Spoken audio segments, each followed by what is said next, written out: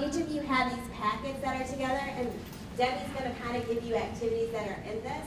I believe the activities start on page 6, and Debbie's going to go through them, and there's lines that you can add some information if you think you would like to use those activities. So just follow along. Also get ready to move. Debbie wants you guys to come up and be active. So on the back of your folders, there is activities, softball, soccer, karate, whatever it is. When yours gets called up, please come up and help Debbie with the activity, and we'll get started. So welcome, Debbie. Okay, thank you. I'll start off with this. I better start off with this, and then I'll go without it. I'm going to start off with the mic, and then I'm just going to try to project enough during the activity so that you can hear me. But I wanted to start off by just telling you a few things. One is that physical activity we all know is important, and it's important for the students that you work with every day, and it's important for us too.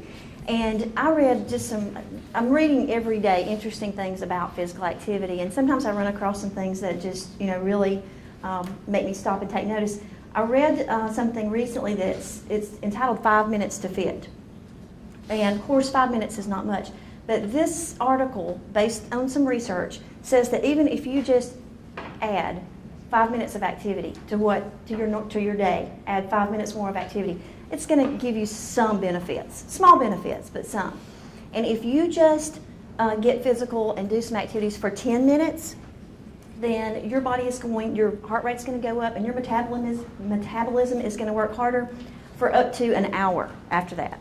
So even a short bit of exercise is good. And my philosophy is we're all super busy. We're working, we have tons of family responsibilities, on the children's side and on the parent side. A lot of times you're taking care of, parents and just all kinds of community, church things. Just everybody's busy.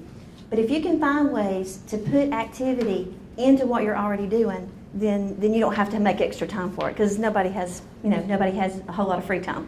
I know. So I just encourage you to try to be physical, because it's going to make you healthier and it's going to make you feel good. And I found another article that I thought was great, and it is specifically geared towards after-school kids. And this study was done by the Georgia Health Sciences University, and they did an actual research project where they compared 3 groups of kids. In one group of kids, they had them do 20 minutes of aerobic exercise every day in after-school care. Another group, they had them do 40 minutes of aerobic exercise every day, and then the third group did no aerobic activity, and they did this for a 3-week period.